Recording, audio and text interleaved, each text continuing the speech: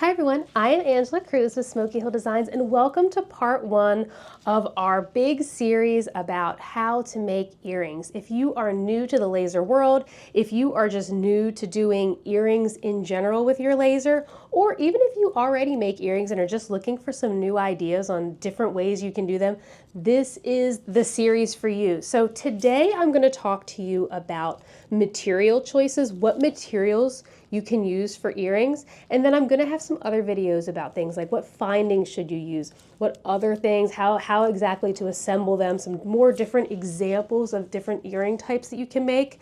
But today we're going to start with what materials should I use if I'm wanting to make earrings. Earrings are extremely popular in the laser world, and don't view that as a turnoff. Don't be like, oh, you know what, the earring market is so saturated already, there's no room for me. That does not stop fashion designers from having spring collections, fall collections. It doesn't come up with something unique, a whole unique design. We have tens of thousands of patterns now with different core options. There are some options on the website that have never been ordered, and it's not because they don't look good, but maybe someone has not thought outside the box. And let's put this on an orange core and see what this looks like. There is so much room for diversity, new earrings. You can never have enough earrings. I have hundreds of pairs of earrings, and this is before I even had a laser company. So women love earrings. They're a great way to upsell. They're great for kids. They're great for adults, and they are the best way for you to make a maximum profit off of your materials. One sheet of our materials, you can get easily 50 pairs of earrings out of this. Think about selling them for $10 a piece. Think about selling them for $20 a piece. We have some customers making stud earrings, making almost $2,000 profit off of a single sheet of pattern ply. So let me show you the different options for these and how you can use them, what you need to look for when you're choosing your material. The first thing you really want to ask yourself, because there's so many different earring styles, are you going to be making dangle earrings or stud earrings? Are you going to be making layered earrings? Or do you want to use housings like a cabochon style earring? Those are really the three main types, and that would determine the type of material that you would choose. So I'm going to first start with the most common. Those would be your dangle earrings or your stud earrings.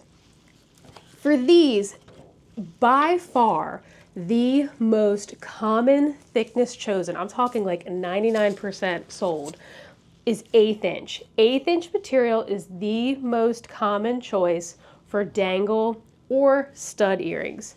Now, what 1/8 inch material you choose really is a personal preference thing.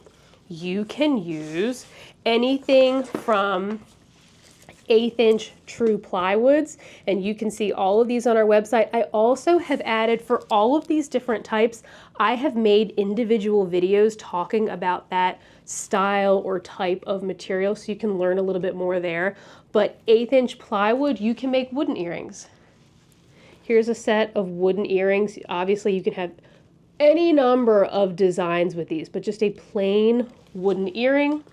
You could also, if you want, leave it raw, just as is, or you could either order it with the clear coat already applied, you could apply your own clear coat, you could stain it, whatever you want to do, but that 1/8 inch thickness is most popular.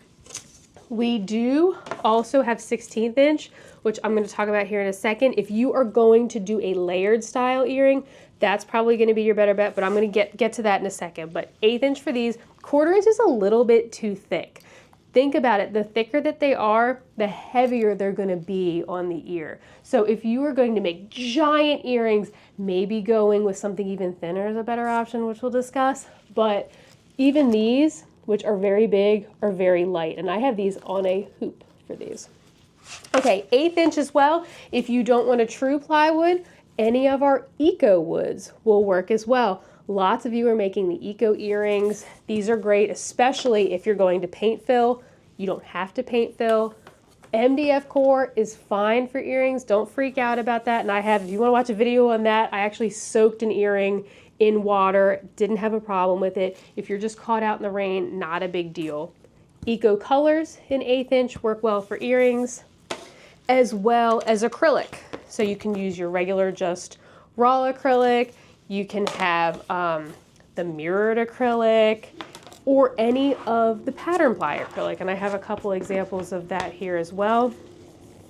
You will notice that some of our patterns carry with them a micro designation. What this means is really not a whole lot.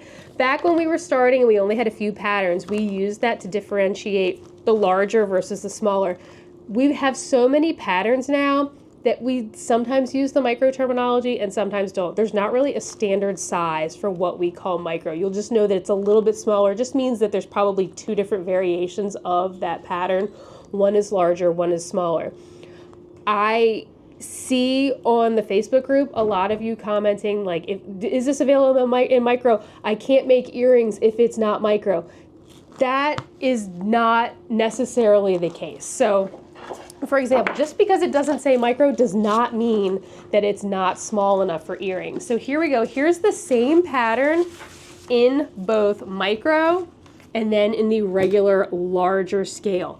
Either one will work for earrings. It really just depends on the look that you want. So you can see here, use the scale. Every item on the website comes with the scale. You can see that I have some example earrings here, just some basic shapes, as well as over here on the side, I have a 1 inch circle, 3/4 of an inch, 1/2 inch, and 1/4 inch. So if you're gonna make studs or if you're gonna put the top piece on an earring, this will give you a pretty good guide of what that pattern will look like. So you can see with the micro, yes, you get full flowers in every bit of the earring, right? But if you use the larger, you really can get a very cool effect. You might not get a full flower, but it will look completely different when cut. Here's another example for you. This earring, I wore these earrings like crazy on our Florida trip just this past week for Smoke Fest. I have been stopped multiple times about these earrings in random stores. Some ladies stopped me. I went for fun. I went into Gucci. So these purses are thousands of dollars, right? The ladies in there were stopping me. One woman wanted to buy these off of my ears in Gucci. These earrings that cost me nothing to make, basically. But anyway, this is actually a Valentine's pattern. This is a heart pattern. Would you ever know it? No, because I've cut. It's so small, such a portion of this. It's a larger pattern. You can't even tell that those were hearts. It just looks like an overall watercolor effect. Think about that with these flowers. If you were to cut a similar shape, it would just look like a watercolor, brush strokey kind of pattern. Might not look like flowers, but it's still going to be beautiful nonetheless. So really look at these scales and really think about your earring design. Don't write something off just because on the surface it seems like, oh, well, this is Valentine's Day, it's out of season. No one's ever gonna buy that in the fall. Not so, because this really has, the colors are beautiful, and just depending on the way you cut it, you won't even be able to tell that there's hearts there. But these are 1/8 inch, these are 1/8 inch. Great for the dangles. If you do want to go thinner on your earrings, 16th inch is another potential choice for you. I personally do not make my earrings out of 16th inch. I like a little bit more weight there. I don't like them to pull my ear. I don't want to like stretch the holes out or anything like that. But if you are going to make a giant earring, this 16th inch is going to be half the thickness of the 1/8, and it's going to be a lot less weight for you as well. So if you want to make something big and solid, the 16th inch might be a better choice for you. But if it's going to be big and open, that extra weight, like you've removed most of the material, the 1/8 inch works well for that. So it's really a preference thing. There really isn't a right or a wrong answer. For these, if you were choosing the pattern ply, 2-sided is going to be the most common choice. This sheet is 1-sided, which means that it is raw on the back. It's just raw white acrylic. Some do use that for earrings, but by far the 2-sided, which means your pattern will be on both sides, That is most common for earrings because it doesn't matter if your earrings twist around on you, and they do, you won't see that raw backside. You can also charge a little bit more for them with the two-sided because they do tend to have a more finished look to them because of that. Okay, so there's your 16th inch. So these are my recommendations for dangles and studs. I also have some examples here. So here's a solid color with a white core. Did it focus? Come on, focus for me. There we go. And you can see that this was engraved, a solid color on the white core. Your cut edge and your engrave will be that color. So keep that in mind. If you are choosing the pattern ply options, you will need to choose a core color. If you are just making a plain earring, you're like, Angela, I'm not planning on engraving at all, I recommend either just choosing the MDF core or even more popularly, the clear acrylic core. For the clear acrylic, your pattern will all be on the same side, but you can see it through both sides. And that gives you the option, mine are like that. You can either display the shiny side as the front or the matte side. There's no right or wrong answer. I do these hoops and I flip them depending on the day, how I'm feeling, if I want them to be glossy or not. So there's that. You can also choose things like the mirrored core. So here's a pattern on the mirrored core and it's all been engraved. So 1/8 inch for these. If you are going to make a layered earring, you might prefer to go thinner just because of the weight. You could couple 2 pieces of 16th together to then get that overall 1/8 thickness. You could do 16th inch with flex material, which I'm about to show, or you can do 1/8 inch material with flex material, which I'm about to show. For the flex on its own as an earring is very, very thin and it'll blow around in the wind and things like that. We do have some customers making pure flex earrings, but when they do, they tend to layer the flex. You can have 2 pieces, you can have 3, you can have 4. It is still going to be a very, very thin earring, but we do have customers making them and having a lot of success selling them very well. So keep that in mind. If you do want to use the flex, make sure that you're layering it. Here is flex with wood, showing you a layered piece. So you would make these basically like you do the sun catchers. You're going to have your back piece and your front piece. You could also do a 3-layer if you really wanted to, but you would then layer these together and there is your earring, basically like a mini sun catcher. Speaking of sun catchers, when choosing your material, you will also have that choice if you're going with a pattern ply. For many of the patterns, you can choose the transparent version or you can choose the full coverage, i.e. opaque version. I recommend for earrings, my personal favorite, this is not a right or wrong answer though, I prefer the full coverage just for the vibrancy of it. The transparent is going to be very dull without illumination behind it. That's why it's so popular for sun catchers. You're going to have the sun behind it to brighten it up. On an earring, you're not always going to be in a well-lit situation. So personally, I prefer the full coverage just for the brightness effect. Now granted, these earrings here, here's an example. Here is a wooden earring. This is a transparent pattern on the back, and you can see it's a little dull. It's a little dull. Now, if you're out in the sunlight, yeah, okay, it'll brighten it up a bit. But here is the same earring, but with a full coverage pattern in the back. And you can see overall thickness is basically still just an 1/8 inch. That flex does not add a whole lot of thickness at all, but it is a lot brighter. Okay, so dangle and stud, just recap, dangle and stud, I recommend the 1/8 inch, in some cases the 16th if you really want to. For layered earrings, you can use the flex, either layered with more flex or layered with 16th or 1/8 inch material. Can be wood, can be acrylic, whatever you prefer. Okay, the last type that I had mentioned at the beginning of the video was the cabochon style jewelry. I love these. I've talked about these before in a scrap buster video, and I literally can't say enough about these. There's a lot of different styles of these, and if you look below this video, it's linked to our Amazon store. These are cabochons that I have tried. The only ones that I put there are ones that I have purchased and tried. I also have these hoop earrings there as well. But you can get, they have them in studs. And you can see here, it's just, you can get them in stainless studs. You can get dangle earrings. Check these out. These are pretty cool. Here is a dangle earring, and the cabochon is just that centered piece there. For these, because the housing is so thin, these are a better candidate for the flex.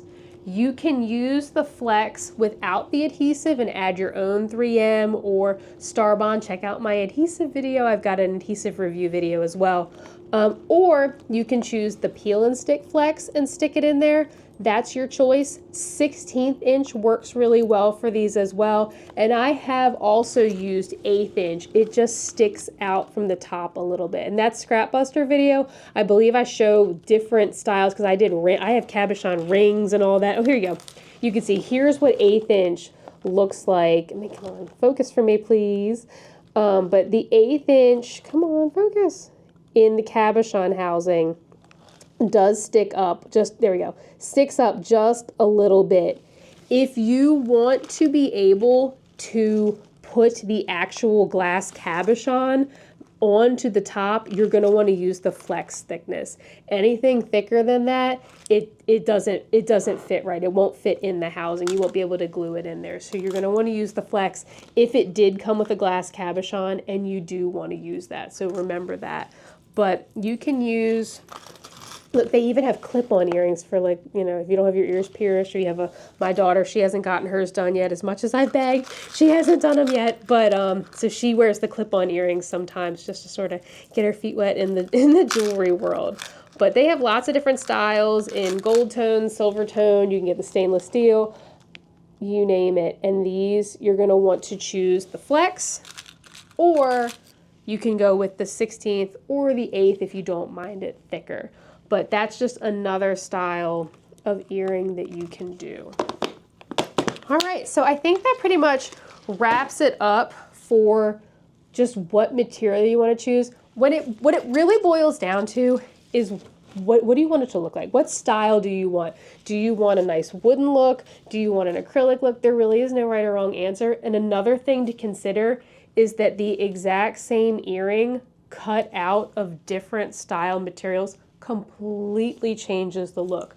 I mean, just think about this earring and the number of different backers you could put just out of the different pattern ply options that we have. Like, you can get thousands and thousands of options. And it'd even be fun for you in your, if you do craft shows, to have these and then a whole box of these backers, and people can choose, mix and match. In fact, for me, on the road this summer for Smoke Fest, which, check out Smoke Fest, I'm carrying with me this year. Last year I overpacked earrings because I wanted to, I want to show off the materials, right? Obviously at the shows. And I just sort of ran out of room and they all got tangled up together. This year, I am literally only bringing a pair of these hoops and then a whole box of all these random shapes that I cut out. These are all 1/8 inch acrylic. This is the two-sided, the full coverage on clear. I have a bunch of different, just simple shapes, all different patterns. I'm going to mix and match the patterns, mix and match the shapes, you name it. But it's just fun to be able to dig through and make your own pair. How are you feeling today? And that's something that you could offer your customers at a craft booth. Just be able to have different backers. Have a whole box of these and sell the hoops there too. You can mix and match, come up with your own little creation. That's the cool thing about earrings, is you can make them however you want, to match whatever you want. If you're kooky, you have all kinds of crazy earrings, and there's a customer out there for them. So don't think this market is oversaturated and there is not room for you. There's plenty of room for you. The styles change every year. Look at what's out there and be inspired. Make what you like, and someone else will like it too. So I hope this has helped you if you have not made earrings yet, or if you have been, a lot of you I think I don't want to even try it because there's, a lot of other people doing it and it just seems like everybody does it. I want to differentiate myself. You can differentiate yourself even within the earring world. So give them a try. Let me know what else you'd like to see. Like I said, I'm going to have a whole video on the findings and then how to assemble some of these basic types of earrings. So thank you all so much for watching.